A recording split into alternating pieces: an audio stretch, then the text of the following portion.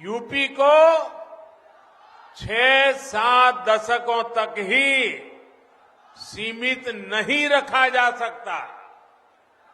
ये ऐसी धरती है जिसका इतिहास कालातीत है, जिसका योगदान कालातीत है। इस भूमि पर मर्यादा पुरुषोत्तम भगवान राम ने अवतार लिया। भगवान श्री कृष्ण ने अवतार लिया। जैन धर्म के 24 में 18 तीर्थंकर उत्तर प्रदेश में ही अवतरित हुए थे।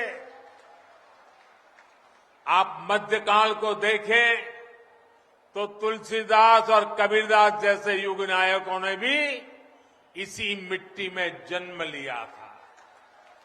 संत रविदास जैसे समाज सुधारक को जन्म देने का सौभाग्य भी इसी प्रदेश की मिट्टी को मिला है। आप जिस किसी भी क्षेत्र में जाएंगे, उत्तर प्रदेश के योगदान के बिना उसका अतीत, वर्तमान और भविष्य अधूरा ही दिखेगा। उत्तर प्रदेश एक ऐसा प्रदेश है जहां पग पग पर तीर्थ है और कण कण में ऊर्जा है। वेदों और पुराणों को कलमबद्ध करने का काम यहां के नैमिषारण्य में हुआ था। अवध क्षेत्र में ही यहां अयोध्या जैसा तीर्थ है। पूर्वांचल में शिव भक्तों की पवित्र काशी है।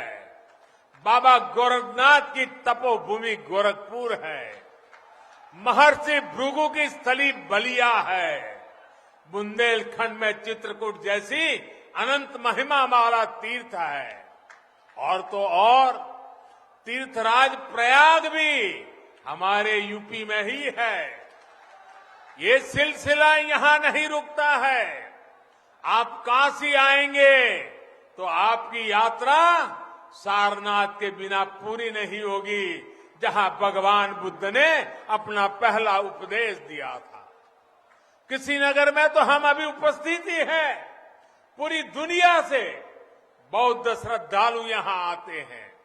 आज तो पहली इंटरनेशनल फ्लाइट से लोग यहां पहुंचे भी हैं। अलग अलग देशों से लोग जब कुशीनगर आएंगे तो श्रावस्ती, कौशाम्बी और संकिसा जैसे तीर्थ भी जाएंगे। इसका श्रेय भी यूपी को हिस्से आता है।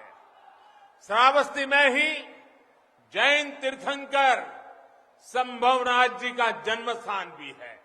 इसी तरह अयोध्या में भगवान ऋषभदेव और काशी में तीर्थंकर पार्श्वनाथ और सुपार्श्वनाथ जी, इनकी भी जन्मस्थली है।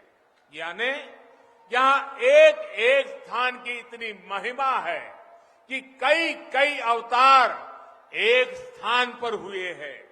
यही नहीं, हमारी गौरवशाली महान सिख गुरु परंपरा का भी उत्तर प्रदेश से गहरा जुड़ाव रहा है। आगरा में गुरु का ताल गुरुद्वारा आज भी गुरु तेग बहादुर जी की महिमा का, उनके शौर्य का गवाह है। जहां पर उन्होंने औरंगजेब को चुनौती दी थी। आगरा का ही गुरुद्वारा गुरु नानक देव और पीलीभीत का 6वीं पातशाही गुरुद्वारा भी गुरु नानक देव के ज्ञान और उपदेशों की विरासत संजोए हुए है। इतना सब कुछ देश और दुनिया को देने वाले यूपी की महिमा बहुत बड़ी है। यूपी के लोगों का सामर्थ्य बहुत बड़ा है।